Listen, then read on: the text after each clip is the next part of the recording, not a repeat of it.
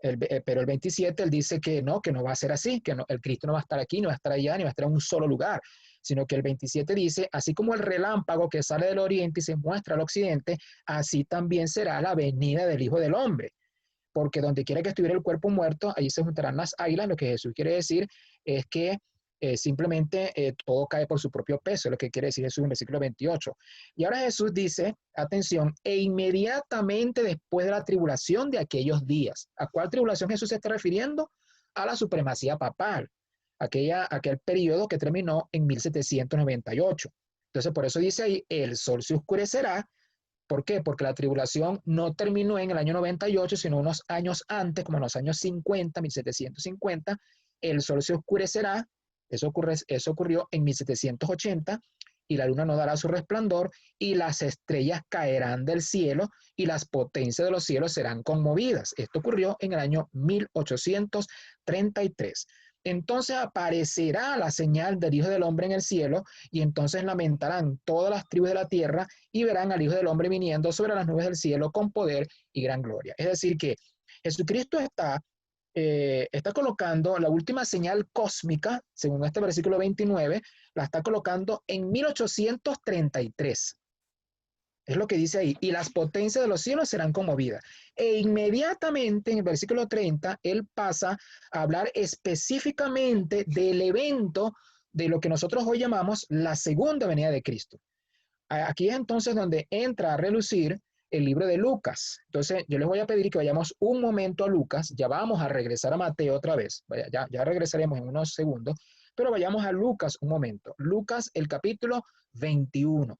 Cuando usted va a Lucas capítulo 21, usted se va a encontrar el mismo discurso con unas pequeñas variantes, pero cuando usted llega al versículo 25 y 26, ahí usted va a encontrar que Lucas en esta precisa sección del discurso incluye una información adicional que Mateo no dice, Entonces, cuando usted llega a Lucas 21, 25, usted va a encontrarse que Jesús ahí menciona las señales de los cielos y todo esto, pero ahora ahí dice otra cosa más, final del 25 y principio del 26. ¿Qué está diciendo Jesús allí? Jesús dice, y en la tierra, angustias de las gentes, angustia de las personas, secándose los hombres, dice ahí, y además dice, desfalleciendo por lo que ha de acontecer, por lo que ha de ocurrir en el mundo. Y ahora sí viene la forma como termina el versículo 29, porque las potencias de los cielos serán conmovidas. Es decir, que lo que incluye Lucas en los versículos 25 y 26, que no está aquí en Mateo, es justamente el tiempo que nosotros estamos viviendo hoy. Es decir, el mundo ha venido una escalada. O sea, desde 1833 en adelante, el mundo ha vivido una escalada armamentística. ¿Por qué? Bueno, porque primero fue la guerra de secesión en los Estados Unidos. Ustedes saben, el norte contra el sur, cuando Abraham Lincoln propuso la liberación de los esclavos. Después vino, y antes de eso fue las guerras napoleónicas, y después de la guerra de secesión vino la guerra franco-prusiana en Europa. Después de esto, nada más y nada menos que vino la Primera Guerra Mundial, y después vino otra peor, que fue la Segunda Guerra Mundial. Luego vino la guerra de Corea, luego vino la guerra de Vietnam, la guerra del Líbano, la tormenta del desierto, la guerra ya en Yugoslavia, y luego vino la guerra el derribamiento de las Torres Gemelas, toda esta lucha en Afganistán, y eso nos ha traído hasta hoy, todo lo que ha ocurrido. Entonces, angustias de la gente, pero no solamente angustia de la gente desde el punto de vista político y militar, sino también la angustia económica. Por ejemplo, anoche hablábamos de cómo la moneda en la historia reciente, cómo ha venido perdiendo su valor, porque primero estaba vinculado al oro, después ya no más con el oro, sino que ahora el dólar representaba al oro, pero ya el dólar ya se desvinculó del oro, ahora es el dólar solo, según la declaración que el mismo presidente de los Estados Unidos, el mismo gobierno norteamericano o la Reserva Federal diga qué es lo que vale esa moneda. Y ahora estamos en estas instancias de hoy, donde inclusive ya se está pensando en sustituir al dólar, porque ya no tiene el mismo poder que tenía antes. Ya hay otras monedas que han tenido un poder emergente, y además de eso se está pensando en cambiar totalmente el régimen a criptomonedas. O sea, todo esto y esta coyuntura que estamos viviendo en la actualidad, lo que está es ayudando para potenciar todo ese proceso. Entonces, con razón, cuando usted ve cualquier medio de comunicación, usted ve la televisión, usted escucha la radio, usted ve internet, lo que sea, hay un bombardeo intenso con el tema del COVID, que lo que busca realmente de manera intencionada es quebrar la resistencia emocional del ser humano, que el ser humano se desplome, que se llene de desesperanza, que se vea frustrado, que a donde voltee la persona está preocupada, se siente muy mal porque no sabe qué hacer con su vida, no sabe qué va a pasar en el futuro, y por eso dice ahí en estos versículos dice, desfalleciendo los hombres por el temor de las cosas que van a sobrevenir. ¿Por qué? Porque no hay ni una sola noticia que nos diga esto va a pasar pronto. La noticia más halagadora es la que dice, mira, esto va a llegar hasta el fin de año, y amarse el cinturón porque lo peor está por venir. Entonces, ¿cuál es el propósito de esto? ¿Cuál es el propósito? O sea, más bien hay que generar una cantidad de soluciones, hay que generar información, tienes que hacer esto, tienes que hacer lo otro, ideas para trabajar en tu casa, ideas para que el virus no te toque a ti, ideas para lo otro, o sea, generar en las personas esperanza. Pero si el mundo no lo hace, nosotros tenemos que hacerlo. ¿Por qué? Porque nosotros decimos que creemos en Dios. Nosotros decimos que creemos en Dios y que tenemos a nuestro lado un poder que el mundo no tiene ni conoce. Y por eso más adelante, en los versículos más abajo, ahí del versículo 27 en adelante de Lucas, dice ahí que cuando más bien veamos estas cosas, tenemos que erguir nuestras cabezas, de enderezarnos, porque la redención está cerca, porque este mundo se llenará de glotonería, de embriaguez y una cantidad y por los afanes de este mundo, y que no nos dejemos engañar de la misma manera. Entonces, retornando de nuevo a Mateo, por favor, vamos a Mateo. Y aquí, luego que Jesucristo menciona cómo va a ser su venida, él da aquí una ilustración de que aprendamos de la parábola, que así cuando sabemos que está tierna y brotan las hojas, sabemos que el verano está cerca. Entonces Jesús dice, bueno, sepan que cuando estas señales ocurran, tienen que saber que mi venida es pronta. Pero Jesús hace algo aquí muy importante, y que a veces nosotros los adventistas del séptimo día fallamos en esto. ¿En qué fallamos a veces los adventistas? Fallamos en dejarnos deslumbrar digamos, por el conocimiento profético, por el conocimiento de la profecía, por el conocimiento de los eventos, por lo que puede estar ocurriendo. Pero Jesús dice allí, inclusive Jesús llega a decir, el cielo y la tierra pasarán, pero mis palabras no pasarán. Pero llega aquí la cita que pienso que es no la central, pero una cita clave en este estudio, porque dice, el día y la hora nadie lo sabe, ni aun los ángeles de los cielos, sino solo mi Padre. Entonces, eso es lo que está diciendo aquí, ya está empezando a decir que las señales en sí mismas no es lo más importante, no es lo más importante. Entonces, fíjense lo que nos pasa a los adventistas del séptimo día. Nos encanta mucho, y está bien que esto sea así, nos encanta mucho cuando escuchamos a un predicador y a este predicador y al otro, y este sabe, y este también sabe, y este sabe más, y este me deslumbró más, y eso está bien, pero nos dejamos deslumbrar por el conocimiento de la persona o de lo que está, de la información que puede estar diciendo, de los eventos, de tal evento y tal evento que son, bueno, que nos dejan asombrados, pero perdemos de vista lo más importante, que es la esencia de la profecía. Y por eso Jesús está diciendo en el versículo 36 que el día y la hora nadie lo sabe. Es decir, el punto aquí que Jesús está diciendo, el punto no es la fecha. El punto en sí no es la fecha, porque como, por ejemplo, cuando usted va a un lugar, yo voy a un lugar, vamos a un lugar que es desconocido o que es la primera vez que vamos, que no sabemos qué distancia está, nosotros vemos en las autopistas esas señales verdes, ¿verdad? Que dicen, bueno, tal sitio a tal distancia, ¿verdad? Si usted, por ejemplo, ahí en Estados Unidos dice, voy a Nueva York, voy a Oakland, voy a Minneapolis, voy a Denver, usted ahí en su carro por supuesto, va a tardar mucho tiempo en llegar, pero usted se va guiando por las señales de señalización allí, por las señales viales, se va guiando con cualquier otro país que nos encontremos. No es que cuando usted ve la señal y usted ve la señal verde y que le dice Denver, a 580 kilómetros, usted se estacionó ahí, no, ya llegué, esto era lo que yo quería saber, la señal, ¿no? La señal simplemente le dice en qué dirección está según la flecha y a qué distancia se encuentra. No es que usted se estaciona ahí y dice, ah, bueno, esto era lo que yo necesitaba saber, listo, ya aquí me quedé. No. Entonces, así también nosotros. Nosotros no podemos simplemente conformarnos con saber la información profética, de que nosotros podamos explicar todas las profecías, bueno, de manera académica bien explayada y bueno, excelente. No, nosotros necesitamos ir al corazón de la profecía y por eso existe Mateo 25, que es lo que veremos a continuación. Entonces, en Mateo 25, Jesucristo ahora de una manera muy sabia, yo quiero decirles que probablemente la cualidad que yo más admiro de Jesucristo es su inteligencia. Hermano, Jesucristo nunca fue a la escuela, nunca estuvo en un preescolar, lo crió su mamá, nunca estuvo en el liceo, mucho menos fue a la universidad. Y cuando tenía 12 años, la manera como él alternaba con los doctores de la ley, los dejó a ellos con la boca abierta. Y no era porque era el Hijo de Dios, no, porque Jesús estaba en la misma posición que nosotros. Lo hizo por la relación que él tenía con su padre. Y su padre, entonces, por la manera como su madre le enseñó a él a estudiar las escrituras, la manera como él estudiaba la Biblia, el padre le iba revelando.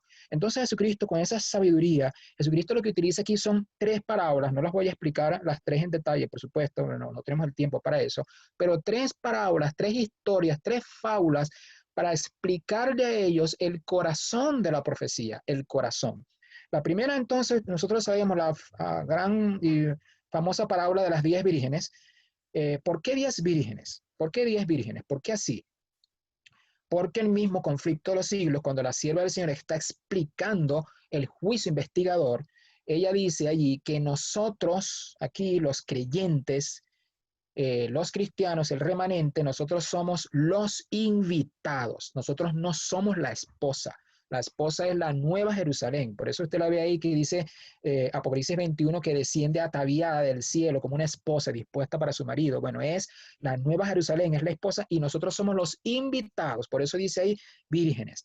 Pero notemos allí que dice que es en versículo 1 que salieron a recibir al esposo. Salieron a recibirles, estaban esperando al esposo. Entonces, aunque esta parábola fue dada a todo el mundo cristiano, es una parábola que se refiere de una manera bien localizada, específica a los adventistas del séptimo día. Esto se refiere al remanente. Entonces, aquí menciona qué es lo que estaba pasando. 5 de ellas eran prudentes y 5 no, solamente que no lo sabían. Las inteligentes, tomando sus lámparas, no tomaron, perdón, disculpen, versículo 3. Las insensatas, estoy en el 3. Las insensatas, tomando sus lámparas, no tomaron consigo aceite. Es decir, que aparte de la lámpara, además debían tener un recipiente, un frasquito, una vasija adicional con más aceite. Ahora, ustedes saben que el aceite con el cual se alimentaba esa llama no era aceite de girasol, no era aceite de maíz, no era aceite de motor, no era aceite de otro tipo, sino que era aceite de oliva que era extraído de las aceitunas. Y ustedes saben que el aceite de oliva en las escrituras tiene un significado bien específico que es el Espíritu Santo. Espíritu Santo. Entonces, ellas con sus lámparas allí. Pero las sabias, las prudentes, tomando más aceite adicional, se lo llevaron juntamente con sus lámparas. ¿Pero qué sucedió? Bueno, sucedió que las cosas no eran como ellas calculaban, porque ellas se quedaron ahí dormidas, ahí donde dice Denver a 580 kilómetros, ahí la señal, ellas se quedaron dormidas ahí. Aquí me quedo. ¿Por qué? Porque dice, y tardándose el esposo, cabecearon ¿cuántas? Cabecearon todas, absolutamente todas, y se durmieron. Es decir, aquí está representando la condición laodicense. Todas se durmieron. Y a la medianoche se oyó un clamor que dice, aquí viene el esposo a salir a recibirle. Esto se cumplió primeramente en los tiempos de Miller, por allá por 1840, 42 y 43, y se volverá a cumplir en el fuerte pregón. Aquí viene el esposo a salir a recibirle. Entonces todas aquellas vírgenes se levantaron. Fíjense, en el momento cuando dice, aquí viene el esposo, y arreglaron sus lámparas. Y las insensatas dijeron a las prudentes, danos de vuestro aceite porque nuestras lámparas se apagan. Pero las prudentes respondieron diciendo, para que no nos falte a nosotras y a ustedes, vayan más bien a los que venden y compren para ustedes mismas. A continuación, voy a decir aquí una información que de entrada va a sonar un poquito como extraña, pero tengan la seguridad que no lo es. Cuando aquí dice, y a la medianoche se oyó un clamor que dice, aquí viene el esposo, atención, no se está refiriendo a la segunda venida de Cristo. ¿Cómo es esto?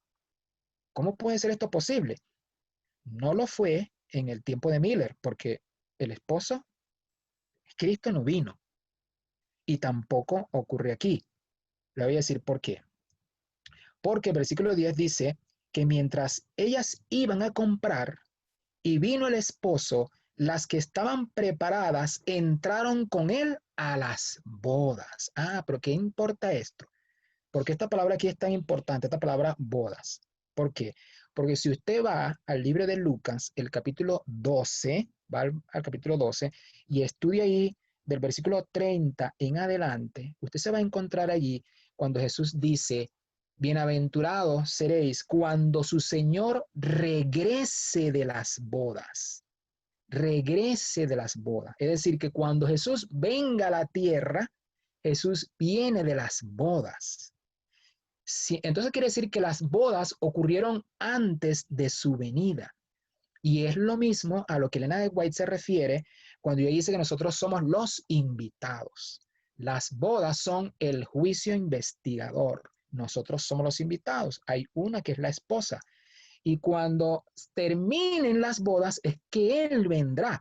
Según lo dice ese capítulo 12 de Lucas, que está, esa explicación que estamos compartiendo ahorita, la va a encontrar del versículo 30 en adelante.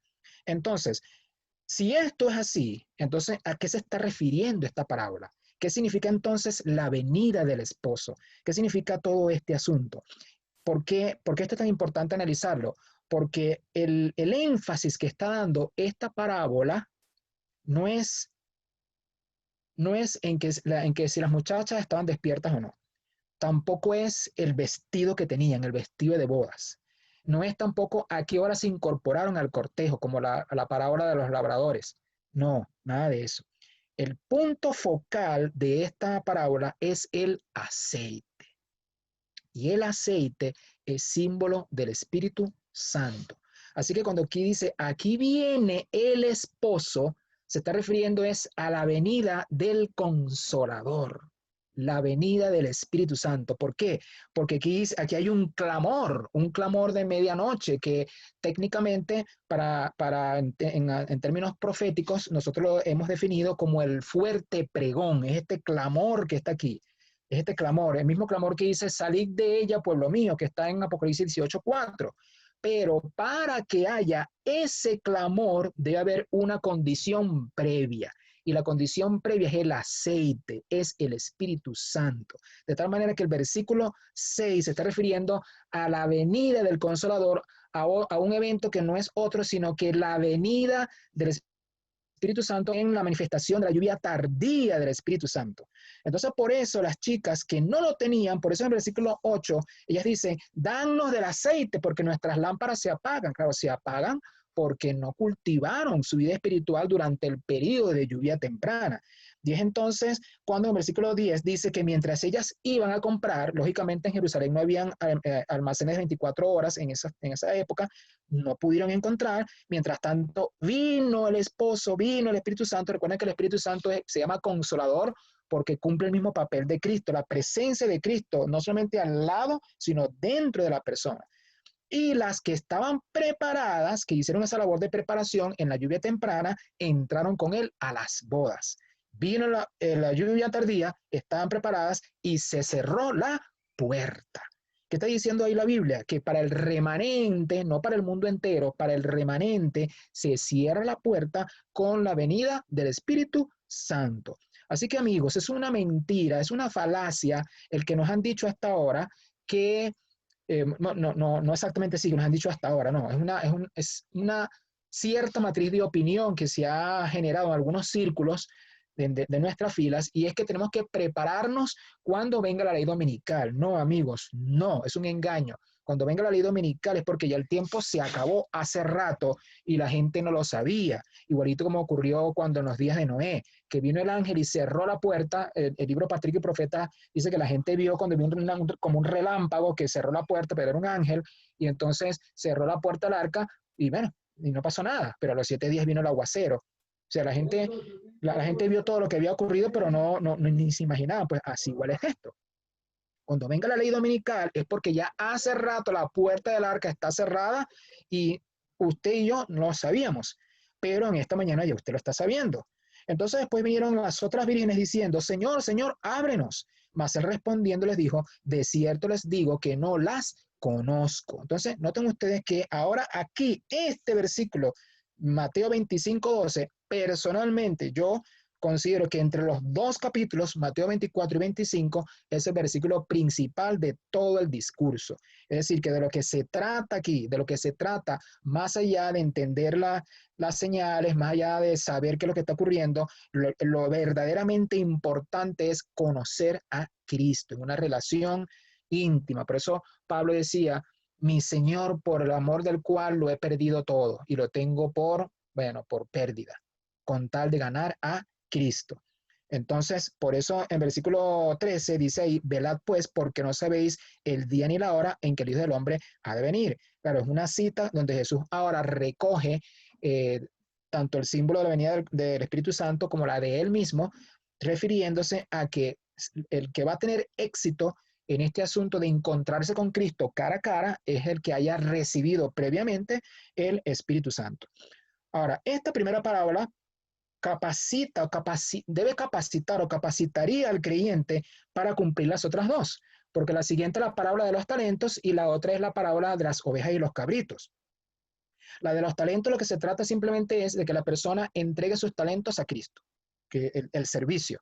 Y la última habla acerca de ya no únicamente el empleo de los talentos, sino cómo emplear esos talentos, que es el servicio a la humanidad.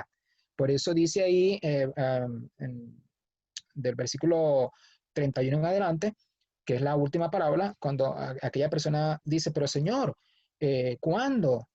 ¿Cuándo ocurrió esto de que te visité, te di de comer, te atendí, te sané? Jesucristo dice, si lo hiciste a uno de estos mis hijos más pequeños, a mí lo hiciste. Entonces, ¿qué es lo que está diciendo este capítulo 25? Este capítulo 25 lo que nos está es invitando en primer lugar a tener una intimidad real con Cristo a través del Espíritu Santo. Y que esa presencia del Espíritu Santo en nuestra vida nos va a llevar, nos va a conducir a que entreguemos nuestros talentos al Señor, a no enterrarnos, a no enterrarlos, a no guardarlos, a no hacer como el negligente que dijo, te conocía que eres hombre severo. No, mentira, no lo conocía, porque si lo conociera no hubiese dicho eso. Era una persona que estaba por su propia cuenta. Y finalmente, cuando la persona descubre que sus talentos le han sido dados por Dios a él o a ella para retribuirlos en servicio, la mejor forma de poder desplegar estos talentos que Dios te ha dado es sirviendo a la humanidad. Por eso entonces nosotros hoy como remanente no podemos quedarnos sin capacidad de respuesta. Es decir, el mundo está bombardeando a la gente diciéndole que, bueno, mira, ¿saben qué? Muéranse porque aquí no hay ninguna escapatoria. O sea, todos nos vamos a morir, desplómate, lánzate en tu cama y quédate ahí durmiendo y bueno, resígnate porque esto se acabó.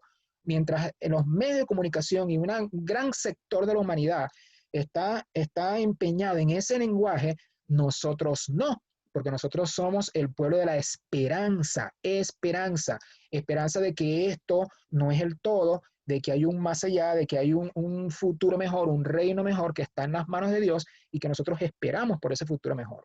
Entonces, nosotros más bien en este momento, como pueblo, como remanente, deberíamos estar organizando más bien programas, proyectos de cómo hacer que la gente supere el trauma, digamos, proyectos de postraumáticos, proyectos de salud, de mejoramiento de salud mental, proyectos para ayudar a los niños, proyectos para darle a la gente ideas de cómo trabajar desde su casa, cómo ser más productivos, cómo ser personas más creativas, qué tipos de actividades pueden hacer los niños en casa mientras el confinamiento, o sea, una gran cantidad de ideas. Nosotros más bien deberíamos ser un ente generador de ideas, de esperanza, de ánimo, de alegría para el resto de la humanidad, porque nosotros decimos que somos diferentes. Y esto es lo que Jesús está diciendo que tenemos que hacer aquí en este capítulo 25. Entonces, no se trata, amigos, simplemente de ser conocidos como el pueblo de la profecía porque conocemos la profecía, sino que tenemos que vivir la profecía. Y vivir la profecía se vive con estas tres parábolas que Jesús ha dicho aquí. O sea, recibe el Espíritu Santo, con ese Espíritu Santo me sirves con tus dones y la mejor forma que tú puedes servirme a mí es atendiendo a la humanidad en su dolor, en su sufrimiento, en su situación que estén pasando por este confinamiento, por este COVID o por cualquier otra razón que estén pasando.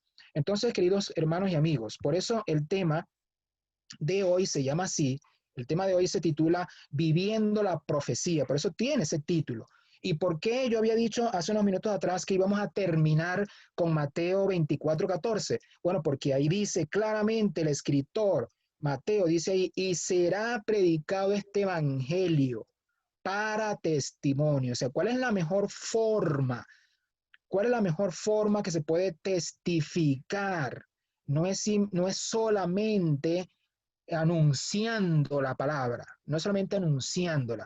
Recuerden que Jesucristo habló, perdón, la sierva del Señor habló del método de Cristo en el libro Ministerio de Curación, página 103, dependiendo de la versión. Si es la versión argentina, la página 102, pero por ahí, 102, 103, ahí está. Solamente el método de Cristo dará resultado en la obra de alcanzar a las personas. Ella lo dice ahí, solamente el método de Cristo. No dice uno de los métodos, dice solamente el método de Cristo. El Salvador se acercaba a las personas como quien deseaba hacerles un bien, conquistaba su simpatía, atendía sus necesidades, ganaba su confianza y ahora ven que te voy a explicar la profecía. Y ahora les decía, sígueme. ¿Ven? Entonces, es verdad que ahorita estamos en distanciamiento social y no podemos hacer muchas cosas. Es verdad. Pero fíjense ustedes que tenemos esta maravilla de esta plataforma comunicacional donde, aunque estamos separados por miles de kilómetros, estamos juntos aquí.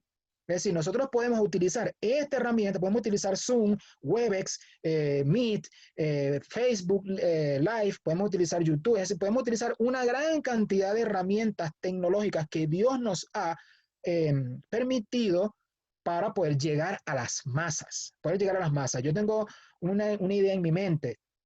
Yo tengo un ministerio muy personal que se llama Crecimiento Sin Límites y mi propósito es que algún día, ojalá no sea tan lejano, estoy haciendo lo posible para que no sea tan lejano, poder predicar a la gente en su idioma, poder predicarle en portugués, poder predicarle en francés, poder predicarle en alemán y creo que la razón por la cual Dios me ha permitido este asunto no es simplemente para que yo dé clases, para que las personas sepan un idioma para poder trasladarse de un país a otro, sino para que esas personas conozcan de Cristo, para que puedan entender el evangelio en su idioma. Pero cada uno de nosotros, los que estamos aquí conectados en esta transmisión de hoy, a cada uno Dios le ha dado dones específicos de cómo usted se puede comprometer con Dios de manera personal o de manera grupal, de manera corporativa o como usted prefiera, para hacer algo en favor de la humanidad. ¿Por qué? Porque el amor al prójimo, como lo dice ahí esa última parábola de Mateo 25, es la mejor forma cómo yo puedo manifestar mis talentos y manifestar que tengo el Espíritu Santo, porque a final de cuentas, eso es lo que va a contar para yo estar preparado para las profecías finales, para los eventos finales. Entonces, nosotros en este momento podemos no saber de señales. Nosotros en este momento, ninguno de nosotros podríamos ser una persona académica, digamos que tenga PH, doctorado, lo que sea, y que deslumbra al otro con mi conocimiento. Eso finalmente no importa. Lo que importa realmente es si yo tengo una comunión con Cristo a través del Espíritu Santo. Eso es lo que importa, porque es lo que Jesús está diciendo. Si lo que Jesús quería de nosotros era simplemente la información de Mateo 24, pues hubiese dicho Mateo 24 y hasta ahí llegó. Pero no, es que existe un 25. y el 25 forma parte del mismo discurso, con lo cual Jesús está diciendo, mira, la información del capítulo 24 es solamente para que ustedes tengan una referencia de lo que va a pasar, pero lo realmente importante es el 25. Si tú no practicas el 25, el 24 de nada te va a servir. Así que practica el 25, mayormente la primera parábola, y tú verás que las cosas cambiarán. Porque entonces dice ahí, velad pues porque el Hijo del Hombre vendrá a la hora que no pensáis. De tal manera que el llamado que hacemos a esta querida iglesia y a todas las personas que se nos han conectado en esta mañana es que más allá de conocer la profecía, vivamos la profecía y que no estemos nerviosos, porque el mismo Dios que nos ha sostenido en el pasado nos va a seguir sosteniendo. Yo le pudiera contar a ustedes, hermanos, historias, tanto de otras personas como mías, de la forma tan maravillosa como Dios sostiene a una persona, teniendo $1, teniendo $10, teniendo $100, teniendo $1000 o $1.000.000. No importa, porque Dios está por encima de la economía, Dios está por encima de todo, porque Él es el creador y Él puede en un desierto, de un piso, Él puede sacar una fuente de agua inagotable. Así que no estemos nerviosos porque Dios se encarga de tu vida personalmente, como si fuera la única persona que existiera. Dios se encarga de tu vida y ese Dios que se ha comprometido de sostenerte te va a llevar hasta puerto seguro, hasta el final, y no solamente esto, sino que te va a llevar hasta la vida eterna, al reino de los cielos. Por eso entonces quiero preguntar a las personas que están aquí, los que puedo ver ahí en pantalla, ¿habrá alguna persona que en este momento de ahí en su casa puede decirle, Señor, yo quiero aprovechar esta oportunidad que tú me estás dando, quiero aprovechar esta oportunidad? ¿Estará esa persona aquí, ahí, que yo la pueda ver? Dios te bendiga, Lucy. Dios te bendiga, Lilina. También allí, Zoraida. Dios te bendiga. Bueno, gracias por los que han. Dios te bendiga, Nereida, que has ahí levantado tu mano también. Y bueno, los demás colocaron su fotito. Vilma también dice que está de acuerdo. Entonces, queridos hermanos y amigos, que Dios les pueda bendecir y que nosotros podamos cada día, en medio de este COVID, de esta pandemia que está desmoronando al mundo, usted no tiene nada que temer porque con usted está la fortaleza de los siglos, como dice Isaías capítulo 26, versículo 4. Dios les bendiga. Amén. Amén. Gloria al Señor. Espere un momentito.